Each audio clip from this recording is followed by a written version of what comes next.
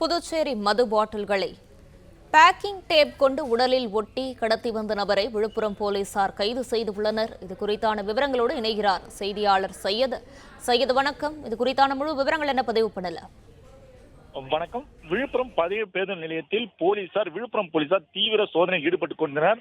அப்பொழுது சந்தேகத்துக்கிடமான சுற்றி இருந்த நபரை போலீசார் மடக்கி பிடித்து விசாரணை செய்தனர். அவர் விழுப்புரம் ஜிஆர்பி தெருவை சேர்ந்த நாகமணி என்பது விசாரணையில் தெரிந்தது. அவர் புதுச்சேரியிலிருந்து நூதன முறையில் அதாவது மது பாட்டில்களை உடலில் டேப் செய்தும் கடத்தி வந்தார். அதனை சுற்றி வளைத்து போலீசார் சோதனை செய்த போது சட்டைக்குள் மற்றொரு சட்டைக்குள் வைத்து டேப் முழுவதும் சுற்றி வைத்து அதில் மது பாட்டில்களை அடுக்கிக் கொண்டு வந்தது தெரிய வந்தது. இதையடுத்து அவரிடமிருந்த 120 மது பாட்டில்கள் பறிமுதல் செய்து அவரை நீதிமன்ற காவலுக்கு போலீசார் அனுப்பி வைத்தனர்.